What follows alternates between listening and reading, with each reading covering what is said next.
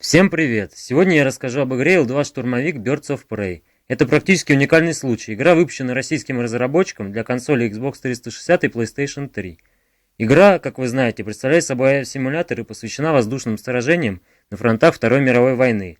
L2 отличается большой историчностью, здесь нет выдуманных прототипов и каких-нибудь вандерваффе. Все предельно корректно.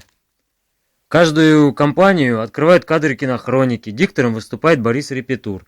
Текст очень хорошо написан, используются цитаты историков и политических деятелей того времени, таких как Уинстон Черчилль. Вы спросите, зачем я так подробно останавливаюсь на этом? Просто хочу показать серьезное отношение разработчиков к историческому материалу. Физическая модель — это тоже повод для гордости разработчиков. На консолях не было ничего подобного. Blazing Angel, SAS Combat, Hox или OverG не могут похвастаться ничем подобным. А теперь, собственно, об игровом процессе. Приобретая диск, вы получаете предложение 2 в 1. С одной стороны, простенькая, я бы даже сказал, излишне простая аркада, а с другой хардкорный симулятор. Сначала о нем. Поведение самолета очень капризное. Он не позволяет совершать каких-либо маневров резких. Вид только из кабины или с носа самолета. Но это не самое сложное. Враги и миссии никак не подсвечиваются. Вот где засада. Если бы не читерская карта, которую можно вызвать кнопкой «Б», это для Xbox 360, вы бы рисковали вообще не найти врагов. В общем, данный режим отличается просто нечеловеческой сложностью. Все выглядит так. Вы гоняетесь за черными точками в надежде разобрать, где тут свой, где враг, а когда вы все-таки готовитесь стрелять, враг заходит в лоб и проносится мимо. Аркада же позволяет сбивать врагов пачками. И тут дело вступает другой фактор. Игре попросту не хватает кинематографичности и мотивации.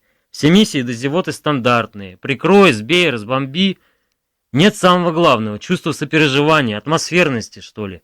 Мало того, если враги все-таки вас собьют, что практически нереально, скорее вы просто врежетесь в них или в землю, вы респаунитесь прямо на том же месте, где погибли, и всех убитых вам засчитывают, что, согласитесь, не айс.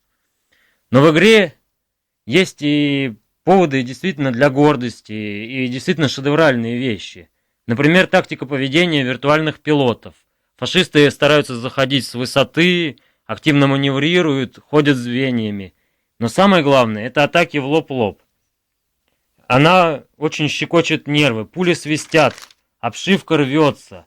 Можно пойти на тараны и повторить подвиг Гастелло, или врезаться в уже горящую, чадящую тушку фрица. В общем, несмотря на критику, альтернатив у игры практически нет. Если вас интересует небо, Вторая мировая и русские самолеты, добро пожаловать в клуб.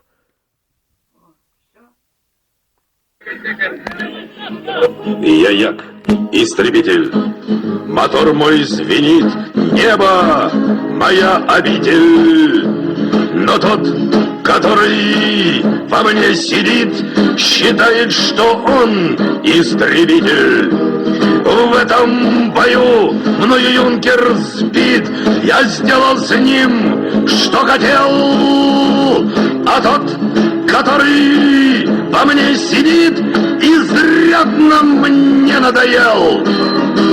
Я в прошлом бою на вылет прошит. Меня механик заштопал.